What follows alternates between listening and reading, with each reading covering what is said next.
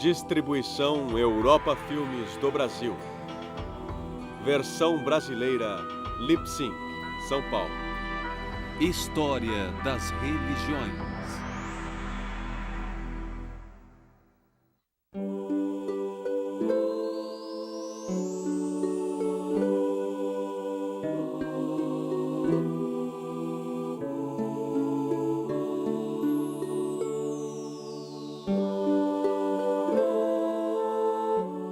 Cristianismo ortodoxo e catolicismo romano.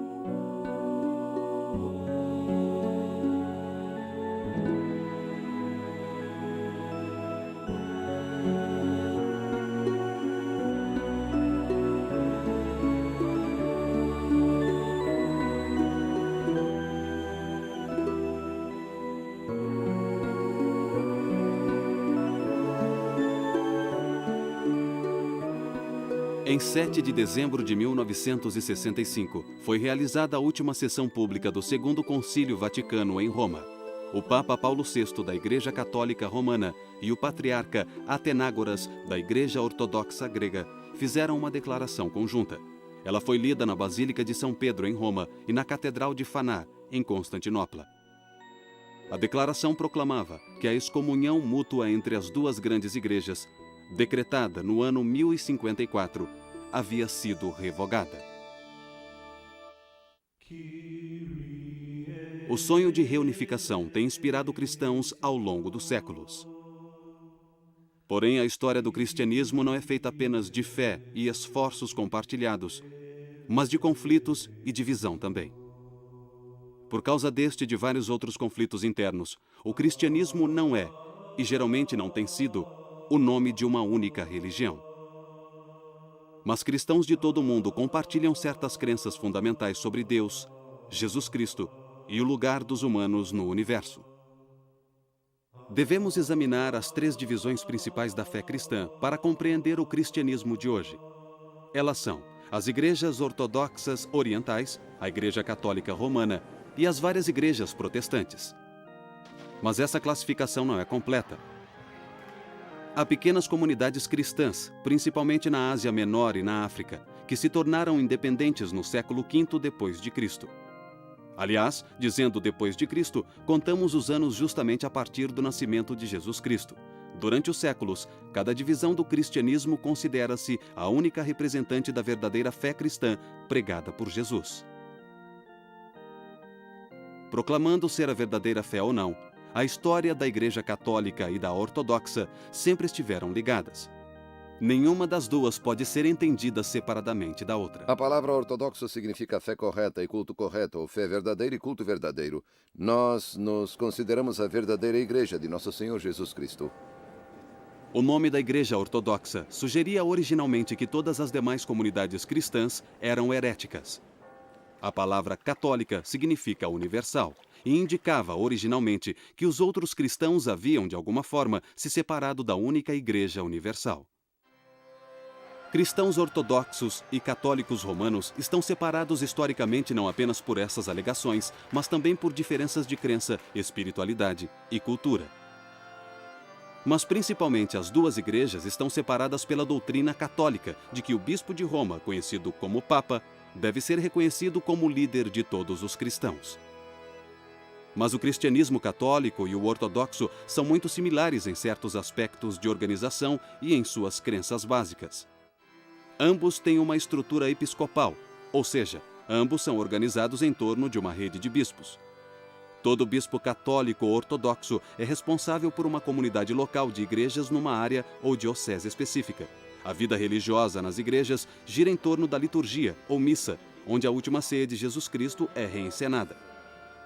Pão e vinho, considerados o corpo e o sangue de Cristo, são ingeridos pelos fiéis.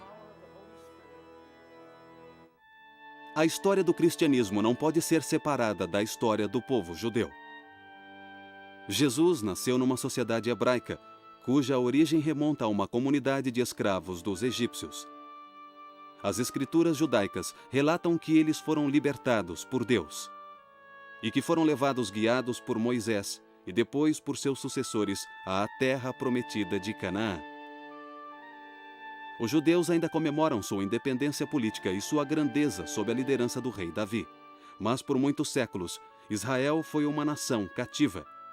Primeiro dos assírios, depois dos babilônios, dos persas, dos gregos e, finalmente, dos romanos.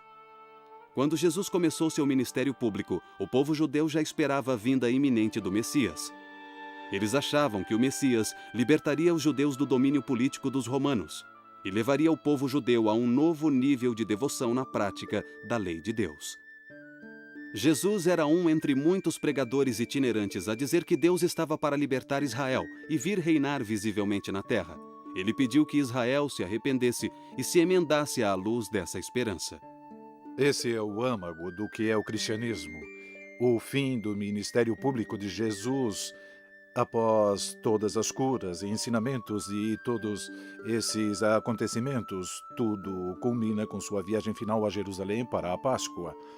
E as últimas coisas que ele faz, a última ceia, com a instituição da Eucaristia, na Quinta-feira Santa. E depois a noite em que é preso. No dia seguinte, ele é julgado, torturado e crucificado. Ele morre na tarde da sexta-feira.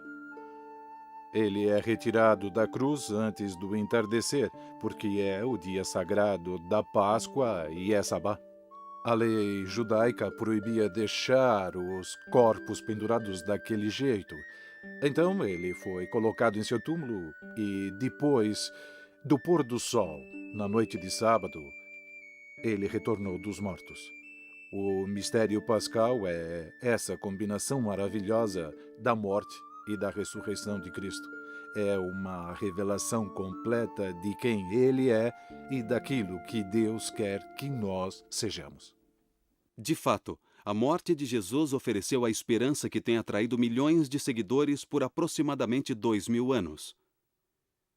Jesus pode ter sido crucificado porque, aparentemente, as autoridades romanas viam suas doutrinas como uma ameaça à estabilidade pública.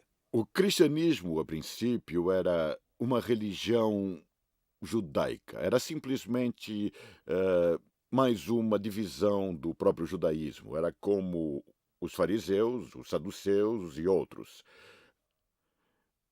Foi Paulo, ou talvez antes de Paulo, os helenistas, que levou o cristianismo aos gentios, aos não-judeus.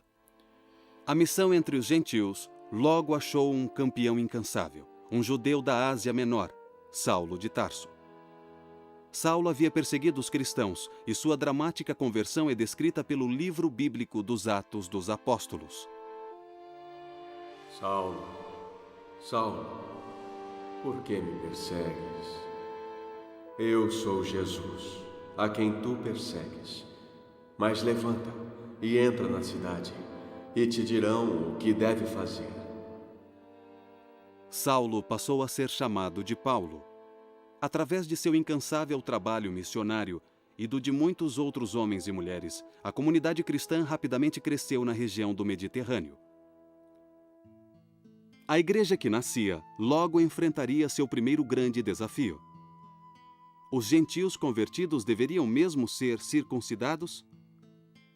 A circuncisão simbolizava fisicamente a antiga aliança dos judeus com seu Deus e era uma parte central da lei judaica.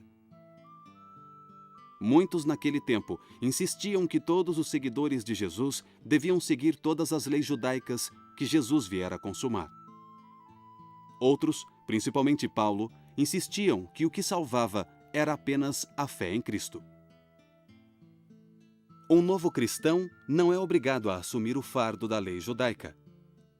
No ano 49 d.C., os apóstolos e os líderes da igreja se reuniram para resolver a questão. Esse encontro seria conhecido como Concílio de Jerusalém. Sua decisão foi anunciada numa carta aberta aos gentios convertidos da Ásia Menor. Os gentios convertidos seguiriam apenas as leis judaicas básicas e não precisariam ser circuncidados. Por séculos, o Templo de Jerusalém fora o centro da vida judaica. Mas no século I d.C., houve várias revoltas judaicas contra a autoridade romana, e no ano 70 d.C., o templo foi destruído pelos romanos. Essa perda cataclísmica foi seguida por uma segunda revolta comandada pelo líder messiânico judeu, Simon Bar Kokhba. Em 135 d.C., o imperador romano Adriano ordenou que todos os judeus saíssem da cidade santa de Jerusalém e proibiu que retornassem, sob pena de morte. Para os cristãos, era uma confirmação clara de que Deus havia escolhido transferir suas promessas para a chamada Nova Israel, os seguidores de Cristo. A igreja primitiva se tornara ainda mais independente da cultura judaica. Os cristãos tinham uma relação tensa e estranha com o povo judeu. Com o tempo, isso criaria uma história trágica em que cristãos perseguiriam judeus. No século XX, esse precedente surtiria efeito no Holocausto.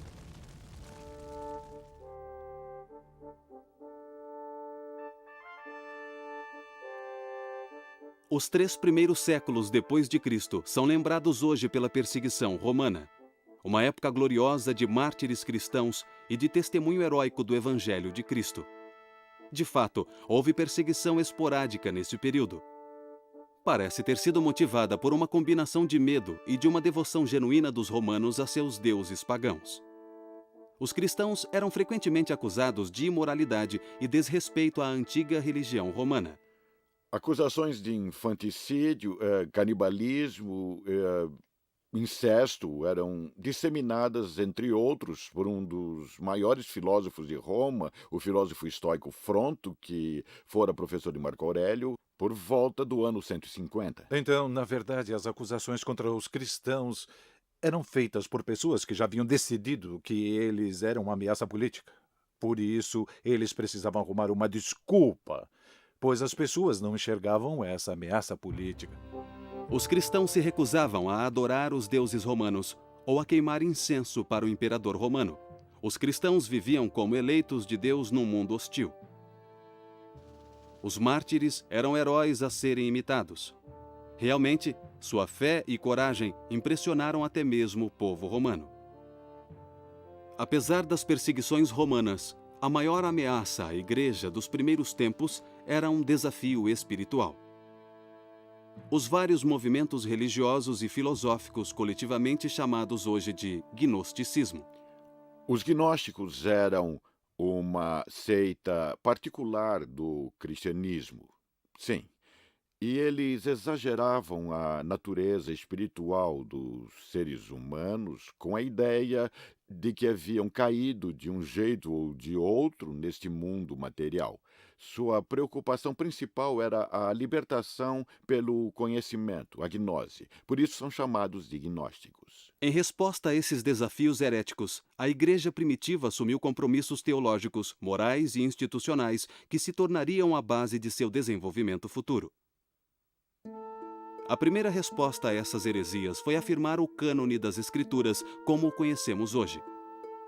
A Bíblia cristã inclui as escrituras hebraicas que os cristãos chamam de Velho Testamento. Ela também inclui os conhecidos 4 evangelhos, as epístolas de Paulo e textos atribuídos a outros apóstolos. O processo de canonização não ocorreu de uma vez só, mas no começo do século III, o cânone das escrituras cristãs estava estabelecido essencialmente tal como é aceito hoje. A igreja cristã se dedica à visão hebraica do Deus Criador, com todo o esplendor e mistério que essa visão hebraica implica. A segunda coisa foi estabelecer um grupo de pessoas que chamamos de bispos, ou seja, o Sagrado Magistério, os sucessores dos apóstolos. Os apóstolos conviveram com Jesus e testemunharam sua ressurreição. São certamente os intérpretes da mensagem de Jesus com maior autoridade. E a terceira coisa foi a declaração de fé, que chamamos de credo, uma espécie de resumo das crenças cristãs. Os gnósticos diziam que revelações esotéricas haviam sido transmitidas pelos apóstolos a poucos eleitos, mas os cristãos argumentavam que o testemunho apostólico havia sido dado publicamente a todos e que vinha sendo preservado nas igrejas, cuja fundação remontava até aos apóstolos. as pessoas usavam filosofias diferentes, usavam símbolos diferentes, usavam abordagens diferentes e começaram a perceber que havia alguns discursos sobre o objeto de nossa fé e de nossas orações que eram legítimos e outros que não eram. Havia discursos que não transmitiam bem esse mistério pascal, essa integridade da revelação de Cristo. E começou a haver separações da igreja. Havia pessoas dizendo coisas que claramente não condiziam com a tradição que herdamos dos apóstolos. Os bispos são os sucessores dos apóstolos e se tornaram os defensores supremos da ortodoxia na igreja. Desse modo, uma hierarquia centralizada foi estabelecida para preservar a unidade da igreja. A concordância com o bispo preservava a unidade e a fé da igreja local. A concordância entre os próprios bispos protegia a unidade da Igreja Universal. Mas como os cristãos determinariam o que constitui exatamente os ensinamentos universais dos bispos? Ireneu de Leão apontou para os ensinamentos do bispo de Roma, cuja sucessão apostólica remonta a Pedro e Paulo, ambos supostamente martirizados em Roma. Os católicos romanos acreditaram em Ireneu, defendendo uma autoridade especial para as interpretações do bispo de Roma. Alguns católicos romanos alegariam mais tarde que esse bispo, agora chamado de Papa, é a suprema autoridade de toda a Igreja.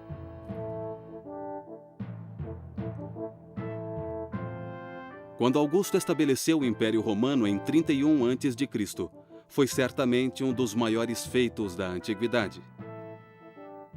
Mas seus planos de governo tinham falhas graves. Não havia uma regra clara para a sucessão no cargo de imperador de Roma. O império era periodicamente abalado por guerras civis e o governo imperial era cada vez mais dominado por militares romanos. Em 313, Constantino tornou-se co-imperador com Licínio, o soberano das províncias do Danúbio. Mas em 324, Constantino derrotou Licínio e proclamou-se o único imperador.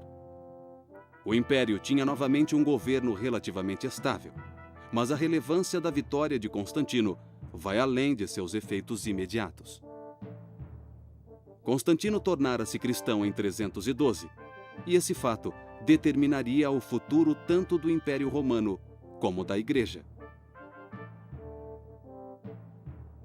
Eusébio, historiador e bispo de Cesareia, conta que o próprio Constantino lhe falou da visão milagrosa que o converteu ao cristianismo. Constantino contou que teve a visão na véspera da batalha da Ponte Milvio, em que derrotou seu rival, Maxêncio, e assumiu o controle da cidade de Roma. Constantino fez então um estandarte com ouro e pedras preciosas, formando a imagem da cruz, e o quirô, o monograma grego de Cristo. Com tal estandarte à frente de seus exércitos, Constantino combateu Maxêncio e venceu. A conversão de Constantino teve um grande efeito na igreja de então. Quase da noite para o dia, os cristãos passaram das agonias e glórias da perseguição ao agradável status de companheiros de fé do grande imperador Constantino. Essa mudança trouxe novas liberdades e novas responsabilidades à medida que os cristãos entravam na vida pública do Império Romano. Acredita-se que Constantino teve então outro sonho enviado por Deus quando, em 324, fundou uma cidade às margens do rio Bósforo, no local da antiga Bizâncio. Ele chamou a cidade de Constantinopla. Em 330, a nova cidade estava pronta e Constantino transferiu a capital do Império Romano de Roma para Constantinopla. Isso levou a uma divisão gradual do Império Romano. A separação seria formalizada em 364, mais de 3 décadas após a mudança. O Império dividido acabaria separando também a Igreja Ortodoxa da Igreja Católica Romana. Mais imediatamente, Constantino deu à Igreja um necessário período de paz e segurança. Os líderes cristãos podiam voltar sua atenção às questões doutrinárias, especialmente as ligadas à mais importante figura na história cristã, Jesus de Nazaré. Os primeiros cristãos não sabiam claramente como falar de Jesus e sua relação com Deus, a quem ele chamava de Pai. Pareciam claras as evidências da Escritura de que Jesus era mais que um homem bom, mais que um grande profeta ou um mestre e taumaturgo inspirado. Até o século IV, a maioria dos cristãos acreditava que o homem Jesus era a encarnação daquilo que chamavam de Logos de Deus.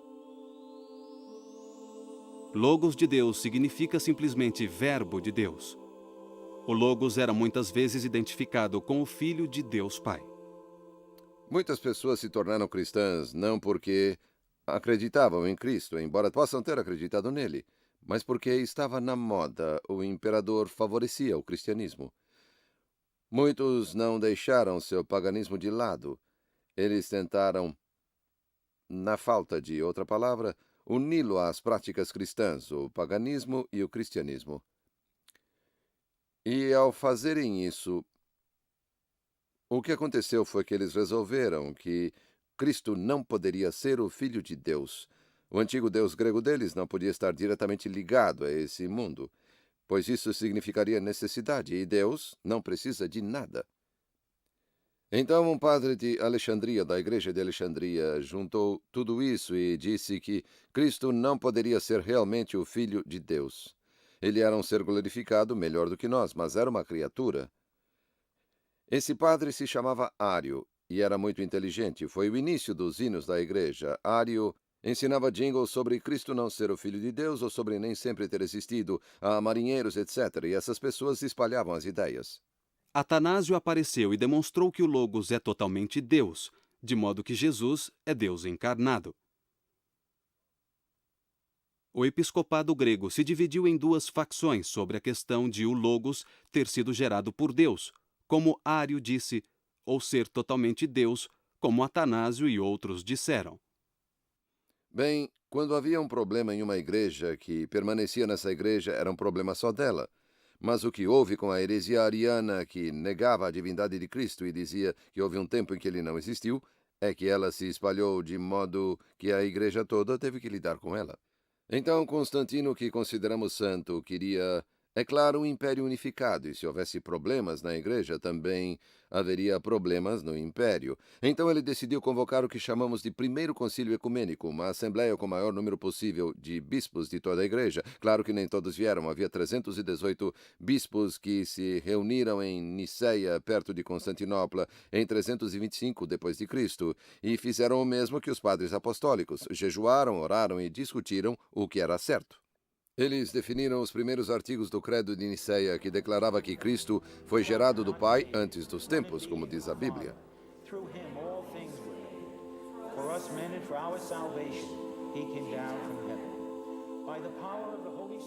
O Concílio de Niceia é considerado tanto pelos ortodoxos como pelos católicos o primeiro grande concílio ecumênico.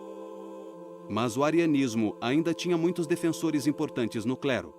Sua posição se fortaleceu quando Constantino morreu em 337 e seu filho Constâncio, um ariano, subiu ao trono. A Igreja é obrigada a definir cada vez com maior precisão o modo correto de falar da própria natureza de Cristo e a defender os dois lados, ora defendendo sua divindade, ora defendendo sua humanidade. Mas essa definição, de certo modo, é o que estimula o Credo de Niceia. Estimula algumas mudanças na liturgia, algumas mudanças no modo de celebrarmos a Eucaristia, mudanças estas que visam a vacinar o corpo da Igreja contra essas interpretações errôneas. O único meio que a igreja de lugares distantes tinha para resolver essas disputas era reunir todos os bispos em concílios, com bispos de todo o império. Existem 7 deles que são reconhecidos como concílios ecumênicos, tanto pela Igreja Ortodoxa Oriental como pela Católica. O primeiro foi o de Niceia, sobre a doutrina da Trindade. Houve 2 no século V que trataram de Cristo. Cristo é totalmente divino? Totalmente humano? Ambos? Como? Eram questões importantes. Na verdade, isso levou a uma divisão permanente. O foco continuou a ser as questões sobre Cristo, se ele tem uma só vontade e atividade ou duas, e assim por diante. Essas eram questões muito importantes na política do Oriente. Finalmente, em 787, o segundo concílio de Niceia, desta vez sob a liderança da imperatriz Irene, afirmou que os ícones podiam ser usados no culto. Os decretos desses 7 concílios acabaram sendo reconhecidos pela maioria, embora não por todos os cristãos. Tornaram-se declarações definitivas da fé cristã.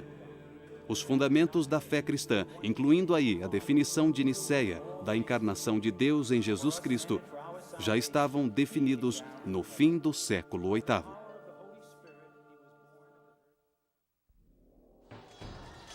Em 410, Alarico, um líder visigodo e cristão ariano, conquistou a cidade eterna, Roma.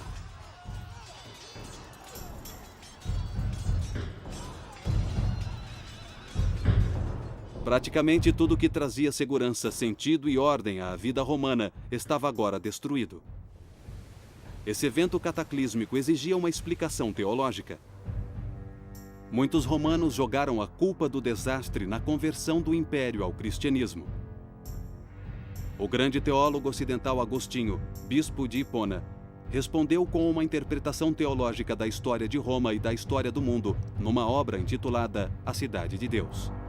Ele gostava de citar uma passagem de Jeremias, a carta aos exilados na Babilônia, em que Jeremias diz a eles: procurem o bem-estar ou paz da cidade em que se encontram, e na paz da cidade encontrarão sua própria paz.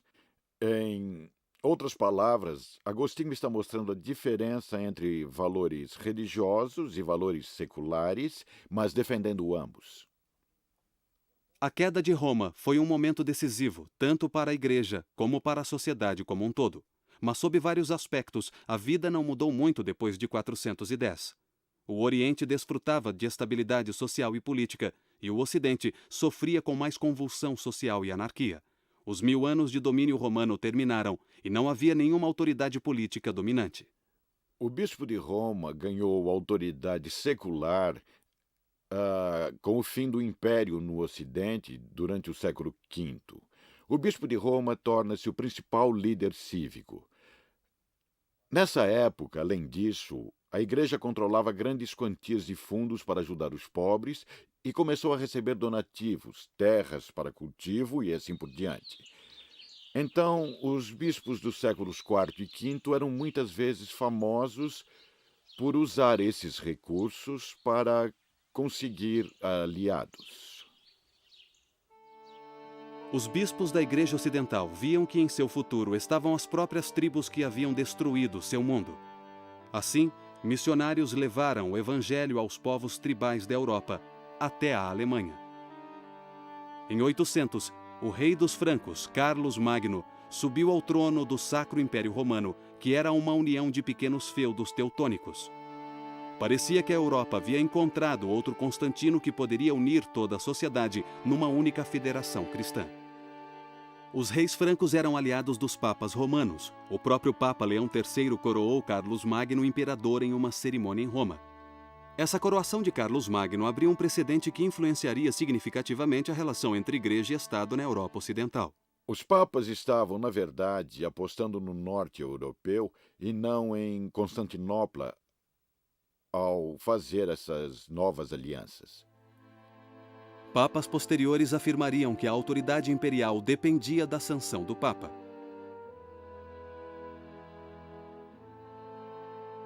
Carlos Magno não trouxe uma estabilidade duradoura. Sua dinastia durou apenas uma geração após sua morte. Bispos e até mesmo abades eram obrigados a agir como líderes políticos locais. Enquanto isso, a Igreja Ortodoxa desenvolvia sua própria teologia e vida espiritual distintas. A solução da controvérsia iconoclasta pelo Segundo Concílio de Niceia em 787 fundamentara o uso de ícones na liturgia. Essa prática fortaleceu o sempre presente veio místico dentro da Igreja Ortodoxa. Assim, não foi surpresa a Igreja Oriental ter gradualmente desenvolvido uma teologia predominantemente mística. Há certas coisas sobre Deus que não compreendemos, e é assim que deve ser, porque é assim que Deus quer que seja. É o que significa misticismo, certo? E isso significa que há algo além do plano físico, que há uma natureza espiritual e que não sabemos o que Deus é. Ele estabeleceu certas regras e nós respeitamos essas fronteiras.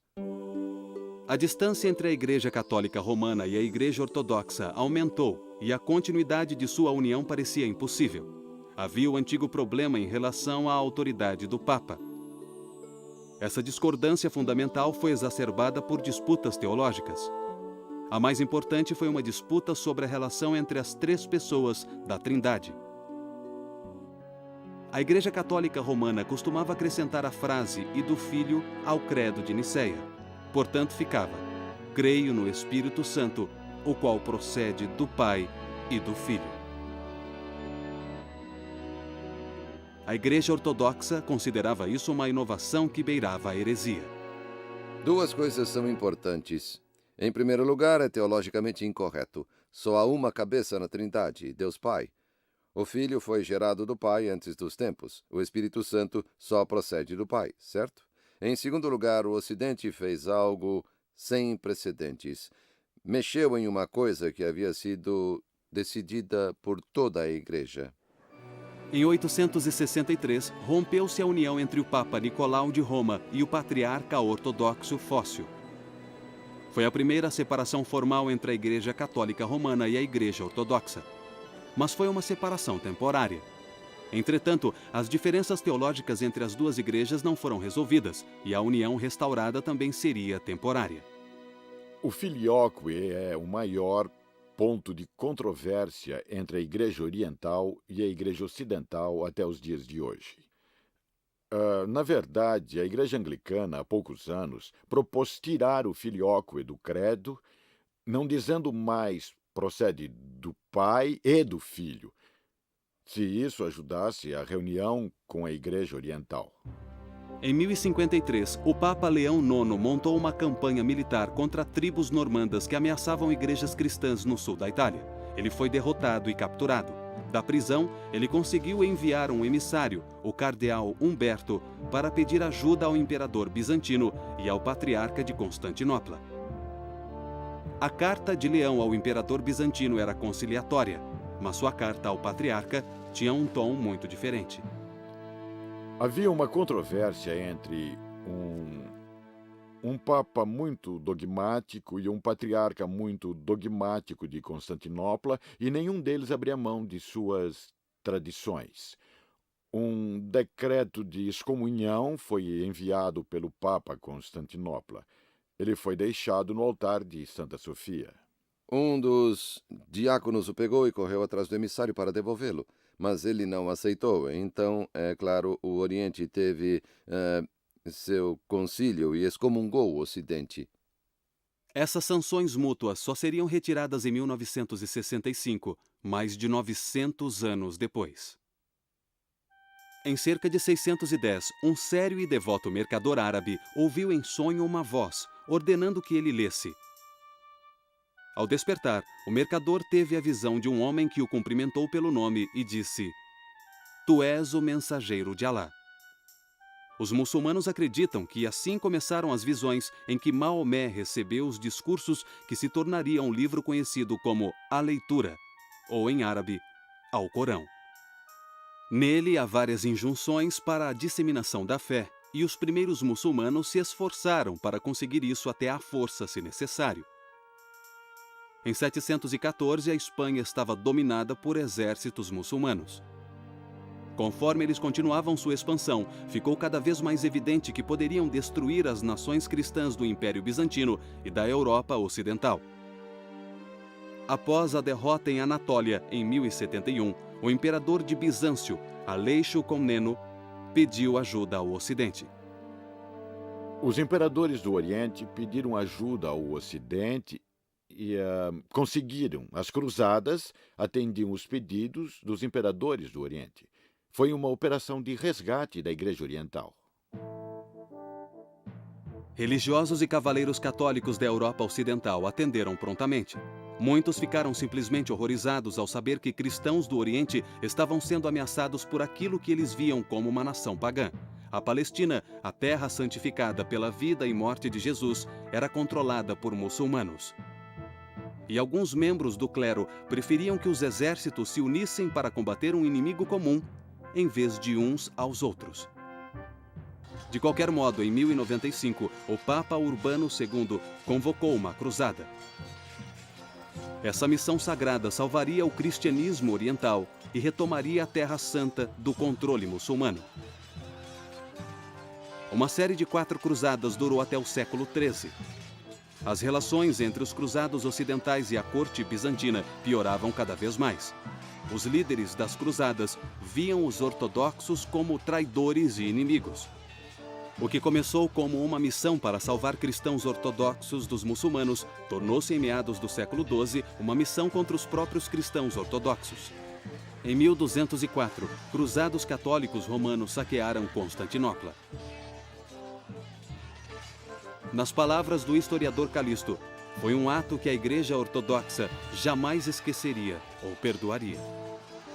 Mesmo assim, os esforços para a união continuaram, mas as duas igrejas continuaram separadas.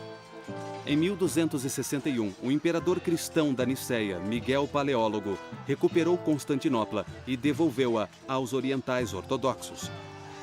Mas sua vitória trouxe apenas um descanso temporário de 200 anos, antes que Constantinopla caísse nas mãos de outro inimigo, os turcos otomanos.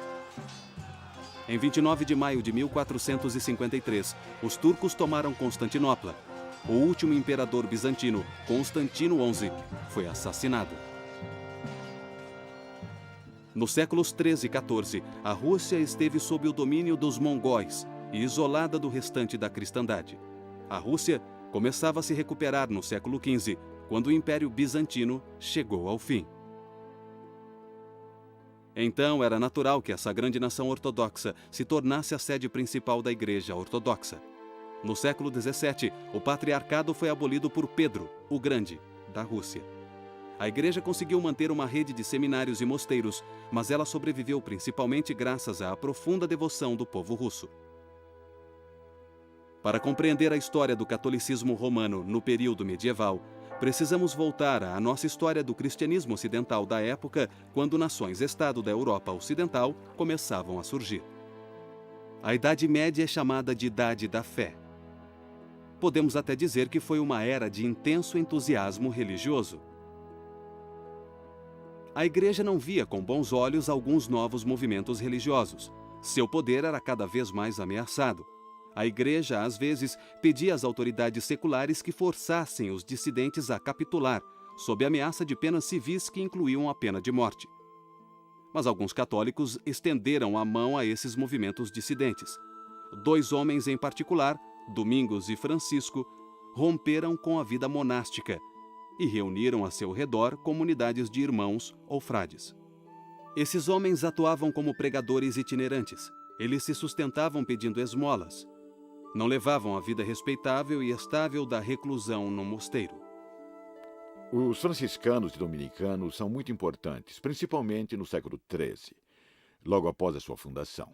Eles se tornaram missionários no mundo islâmico, eles eram interessantes, eles dominaram as universidades rapidamente. Acho que por causa de seu sistema de recrutamento. Não dependiam de favores de algum bispo de sua terra. Podiam mandar seus homens para onde quisessem. Então, os franciscanos e os dominicanos eram os melhores professores da Universidade de Paris, no século XIII. Também eram inquisidores. Lembrem-se de que a Inquisição só estava tentando saber se havia alguma heresia à solta. Eram precisamente as ordens mais zelosas, os cistercienses, franciscanos e dominicanos, que forneciam os inquisidores. A vida espiritual e intelectual do catolicismo romano teve seu período de maior expansão durante o século XIII, mas a própria Igreja Católica era cada vez mais atacada. A hierarquia católica era criticada não apenas pelas autoridades seculares que queriam seu lugar, Muitos no clero estavam convencidos de que o poder temporal da Igreja ameaçava o cristianismo mais do que qualquer heresia ou exército do Islã. Ninguém negava que as autoridades da Igreja muitas vezes abusavam de seu poder. O que era ainda pior, vários desses abusos eram motivados pela necessidade financeira da Igreja. Foi nesse clima volátil que o monge agostiniano da Alemanha denunciou com veemência os abusos da Igreja. Acima de tudo, esse monge rejeitava a ênfase católica nos rituais religiosos e defendia que bastava a fé na salvação efetuada por Cristo. Lutero, a princípio, não pretendia abandonar a Igreja Católica, mas a Igreja o condenou como herege e, em 1521, Lutero foi excomungado. Com o Papa Paulo III, o Concílio de Trento teve 3 sessões, de 1545 a 1563, e publicou uma ampla série de decretos sobre teologia e disciplina eclesiástica. O Concílio de Trento foi basicamente uma rejeição de várias ideias protestantes, uma rejeição da doutrina de Lutero, de justificação pela fé, uma reafirmação da doutrina católica dos 7 sacramentos em vez de 2 sacramentos, um respaldo à autoridade dos bispos e do Papa e assim por diante. Trento cobriu praticamente tudo. Em outras palavras, a Igreja Católica Romana reafirmava ser a única intérprete autorizada das Escrituras e da tradição apostólica. Os séculos XV e XVI também presenciaram um dos eventos mais trágicos da história da Europa, a Inquisição. A Inquisição foi um evento complexo. Na verdade, houve 2 inquisições diferentes nessa época, a Inquisição Espanhola e a Inquisição Romana. Alguns protestantes espanhóis foram vítimas da Inquisição Espanhola, mas a maioria era de judeus, muçulmanos e pessoas convertidas dessas religiões ao cristianismo. Acho que, independentemente do que a Inquisição tenha sido realmente, ela se tornou um símbolo da intolerância religiosa, de uma reação exagerada, radical e extrema à diversidade dentro da Igreja. E estavam acontecendo muitas coisas, havia muita divisão na Igreja Católica daquela época, muitos desafiavam os elementos mais fundamentais da fé, muita gente na Igreja Católica acreditava que isso era um ataque mortal à realidade do cristianismo. A Espanha exilou 170 mil judeus. Os últimos navios transportando judeus partiram da Espanha em 2 de agosto de 1492, um dia antes da partida da expedição de Cristóvão Colombo. Em 1500, os muçulmanos espanhóis teriam de fazer a mesma escolha: conversão ou exílio. Mais tarde, a Inquisição Romana seria responsável por um dos julgamentos mais infames de todos os tempos: a condenação do grande astrônomo Galileu por heresia em 1642. Essa condenação só seria revertida 350 anos mais tarde. Nos séculos seguintes, a Igreja Católica Romana tornou-se cada vez mais hierárquica. A autoridade centrou-se ainda mais no Papa. Essa tendência de centralização teve sua maior expressão no Primeiro Concílio Vaticano, realizado no Vaticano, em Roma, em 1870. Esse concílio, pela primeira vez, sancionou oficialmente a crença de que o Papa é infalível. Na verdade, o decreto é um pouco mais preciso. Diz que quando o Papa fala ex cátedra, formalmente, sobre questões de fé e moral, ele fala com aquela infalibilidade que Cristo quis que sua igreja tivesse. Na realidade, eles não estavam criando algo que não existia. Só estavam delimitando isso. No fim do século XIX, a Igreja Católica Oficial começou a surgir como líder na luta por justiça social para trabalhadores e pobres. As igrejas ortodoxas também viram novos movimentos teológicos nos séculos XIX e XX, na esperança de criar uma teologia cristã moderna. Na segunda metade do século XX, houve movimentos reformistas dentro da Igreja Católica Romana e da Igreja Ortodoxa. A Igreja Católica Romana tornou-se cada vez mais receptiva com aquilo que acredita ser bom no mundo moderno. Essa tendência foi expressa pelo Papa João XXIII, que só era Papa havia 3 meses, quando em 1959 anunciou seus planos de convocar um concílio ecumênico. 4 anos depois, em 11 de outubro de 1962, foi aberto o Segundo Concílio Vaticano. Há um novo espírito invadindo a Igreja Ortodoxa e a Igreja Católica Romana. E uma de suas expressões mais promissoras está nos esforços para reunir essas duas comunhões.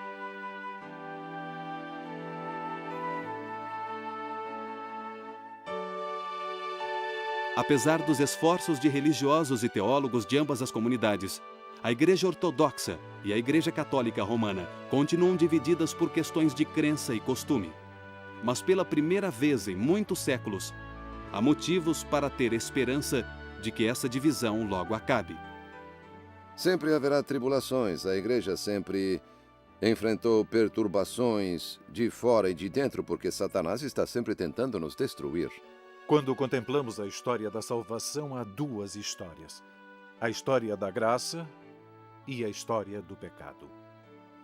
E essas 2 histórias interagem constantemente.